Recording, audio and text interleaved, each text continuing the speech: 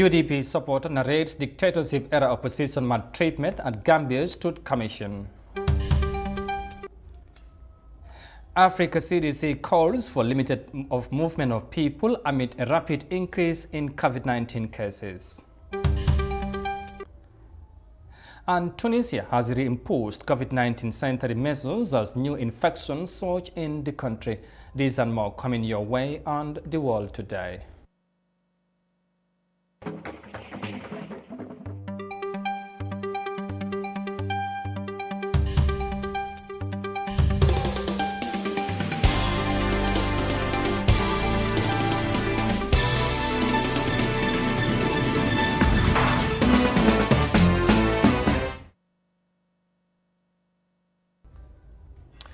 Hello, this is Africa TV and you are watching the World Today News Bulletin. I am Amadou Kante. Many thanks for joining us, and now the news in detail.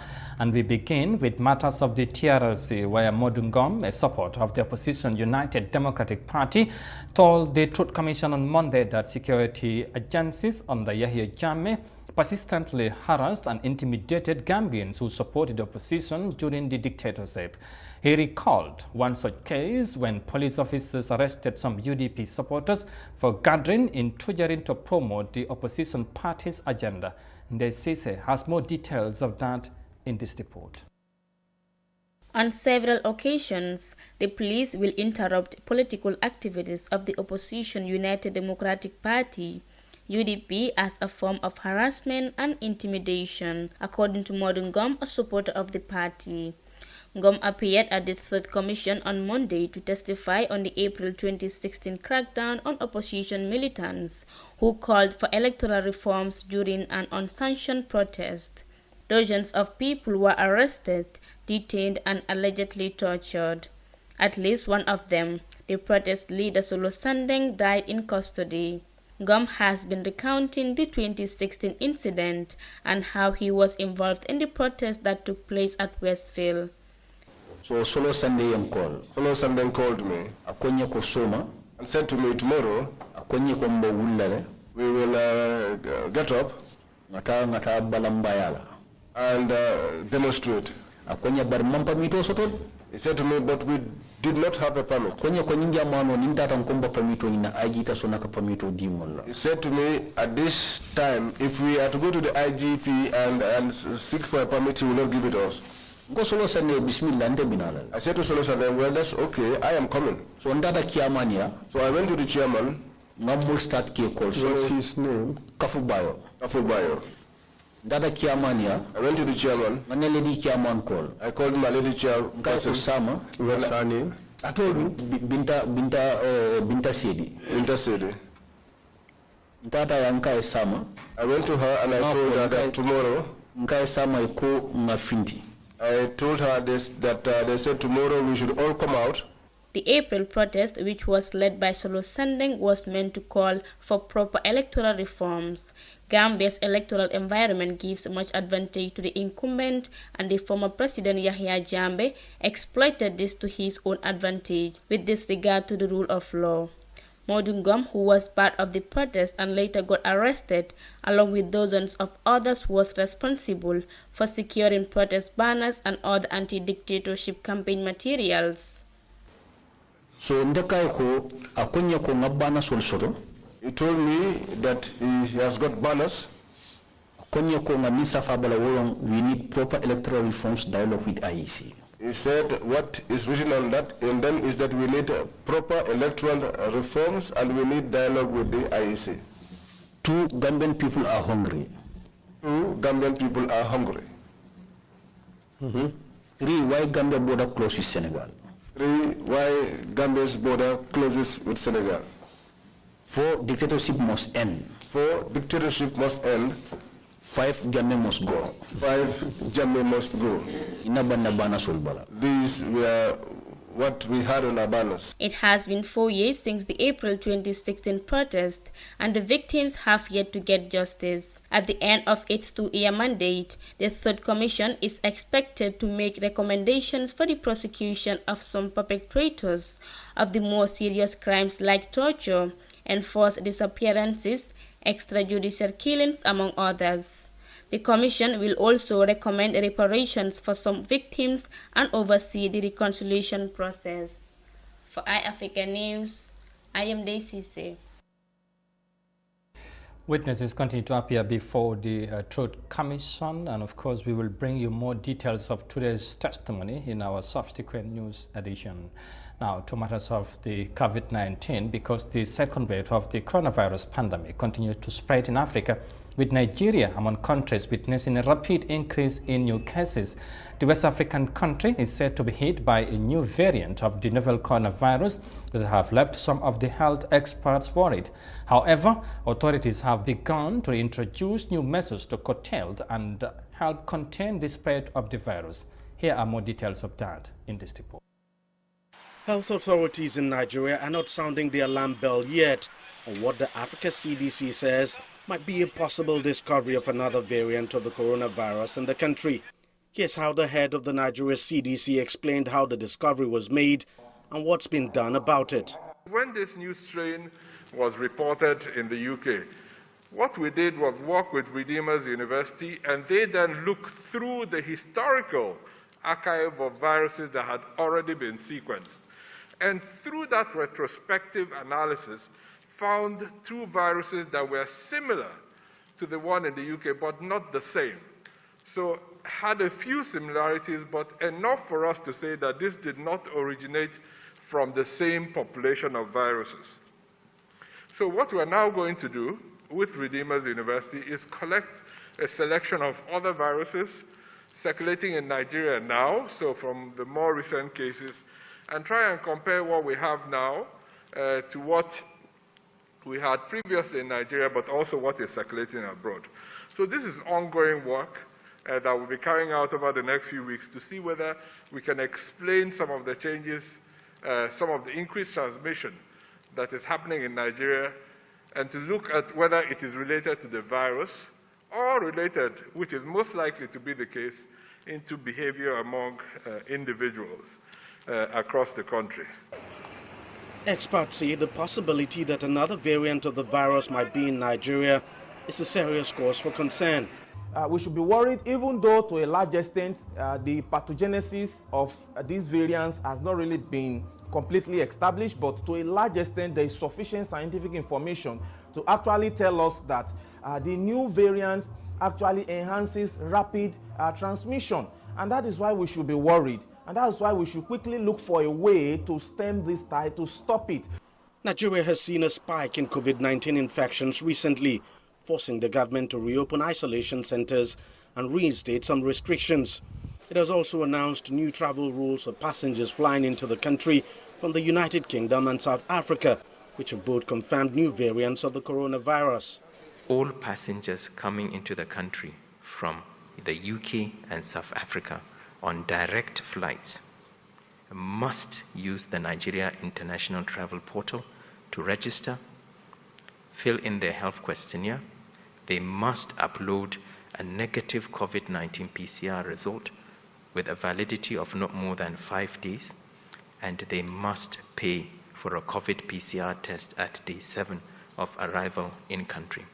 Authorities are appealing to people to adhere strictly to preventive measures like washing of hands, physical distancing, and the use of face masks.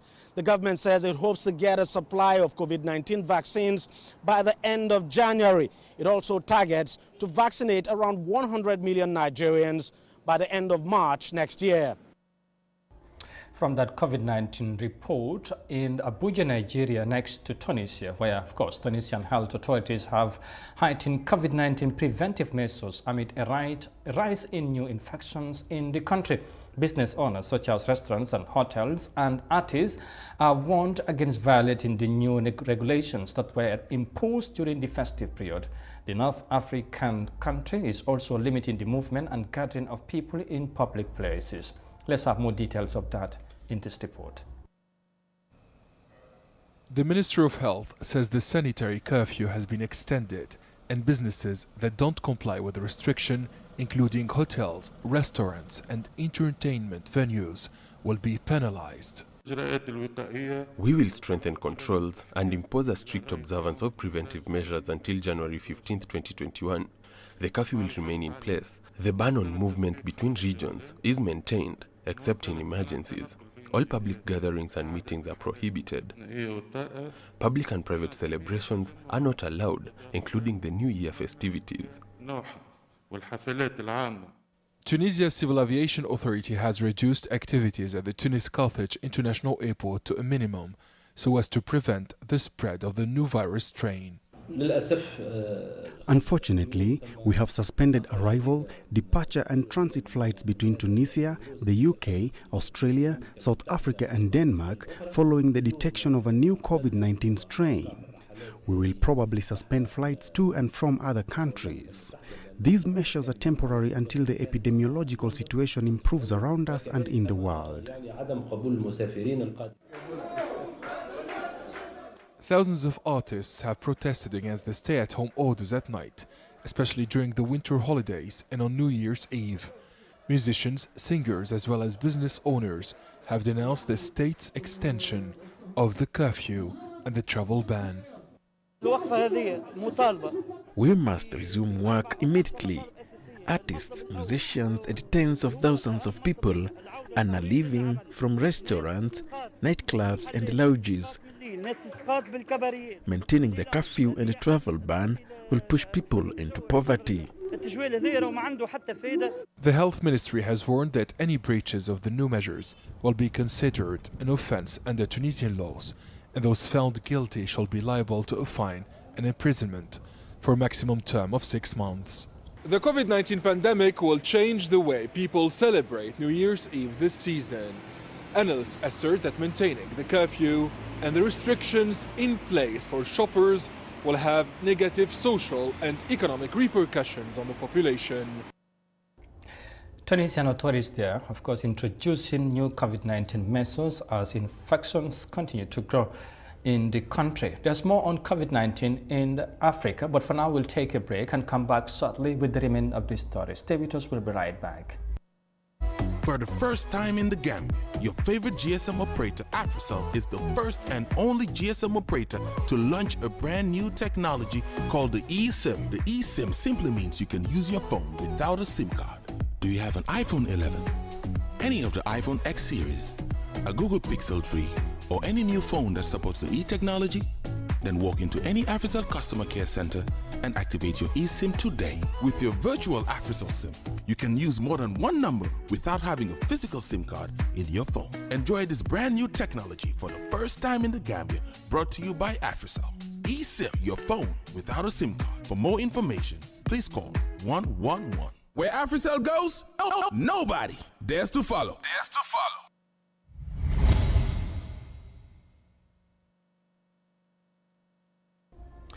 Welcome back, and you're watching the World Today News Bulletin on Africa TV, and many thanks for joining us. Now, fish vendors in Tanje buy from fishermen in boats landing on the shores of Tanje, some 38 kilometers from the Gambian capital Banjul, with the hope of reselling to earn profits. But the main problem is people are not buying as they used to, and this has resulted in shrinking earnings for the women who are involved in this business of buying and selling fish. Fatmata Kasim tells us more of that. Tanje is one of the biggest fish landing sites in the Gambia, and hundreds of people, from fishermen to fish vendors, are dependent on the daily activities happening more than 30 kilometers south of the Gambian capital, Banjul. But a good number of these fish vendors are women who buy the fish from the boats and sold at retail prices.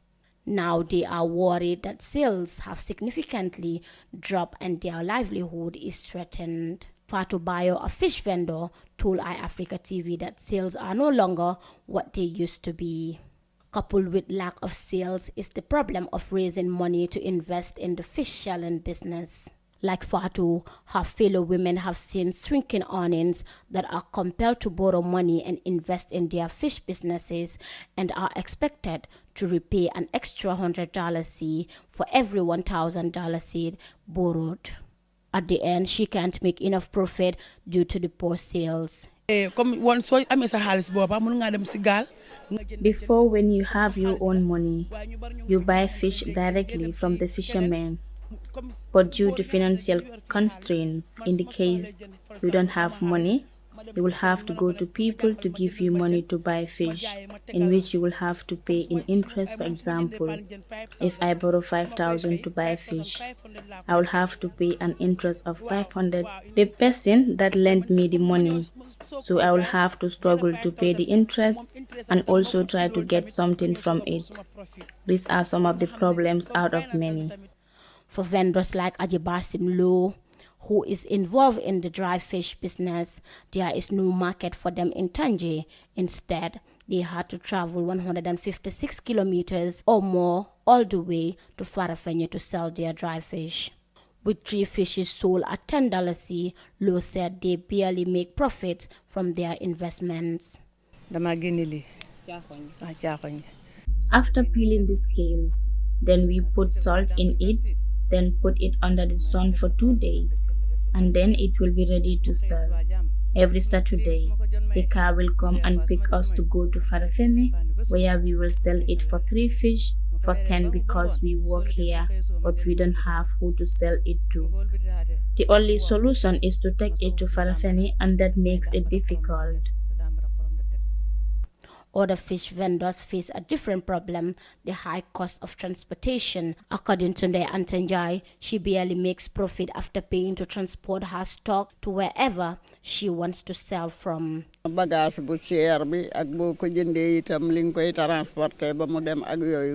Fish is costly, and when you buy it, it is also difficult to transport it to your destination. As a vendor, it is always difficult to make profit out of it, because all the profit you made will be used for transportation. While vendors in Tanje also said they need help for a good fish market and increased in sales, some other vendors attribute the lack of sales and the little or no profit gain to the coronavirus pandemic, which has largely affected people's earning and spending powers. For iAfrica TV, I am Fatoumata Kasim. And from the report, they are filed in by Fatoumata Kasim finally to matters of the COVID-19 again, because the director of Africa's Center for Disease Control and Prevention has called for limited movement of people in the continent during the New Year festivities. Dr. John Kengasson said there is a need for people to respect the anti-coronavirus public health measures to curtail the spread of the virus. The continent's health experts have expressed their concerns on the rapid rise in new cases. Let's have more details of that in this report. Traveling to celebrate with family is the norm in Africa during such a festive season. But this year, experts are warning that traveling and mass gatherings may lead to increased spread of the coronavirus. Let's go celebrating with a theme, a common theme that are called Save COVID Safe Festivity End of Year Season. COVID Safe Festivity End of Year Season, which means I'm here because my neighbor is there. So that it means I have to protect myself and protect my neighbor. And the way to do that is that we wear the mask, we distance, we celebrate even indoors with the appropriate social distancing, recognizing that statistics are showing us that 1 in 5 transmissions will occur in those kind of settings, and you never know. International travel has also been affected this festive season. A new strain of the virus is now being reported in the United Kingdom. In Africa, South Africa is reporting a similar trend, which health experts in the country say may be driving a second wave of infections. Germany, Turkey, Israel, Switzerland and Saudi Arabia are some of the countries that have restricted travel to and from South Africa, which is currently reporting about 10,000 new cases daily. The Africa CDC says for now, wearing masks, washing hands and practicing physical distancing remain the most effective ways to curb infections. As a continent, if you look at the number of new cases, daily new cases, there we are very close to where we were at the peak of the pandemic in July, August. Okay, July, August time frame, we are recording close to 17,000, 16,000 cases, and now we are close to that number, if not at that number now. So my projection is that with the holiday season coming, we will probably exceed that number by January or February or January. Absolutely no doubt about that. But as the cases rise, Kenya and Ethiopia's national carriers are getting ready to transport vaccines when they become available. At the Bole International Airport in Addis Ababa, the cargo section is ready to handle vaccines. Ethiopian Airlines has acquired machines called cool dollies to ensure that the vaccines are transported at their right temperatures from the storage rooms to the aircrafts. At least 28 aircrafts have been set aside to transport vaccines. They have different uplift capacity. For example, we can uplift up to 65 tons with the 777-300, Airbus up to 55 tons, 787-900 up to 50 tons. So these different uplift capacities have their own temperature control also.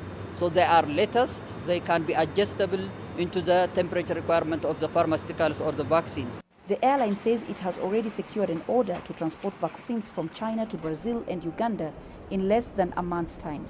COVAX, the global initiative to ensure rapid and equitable access to COVID-19 vaccines, says it has secured agreements for 2 billion doses of vaccine candidates, which are still under development.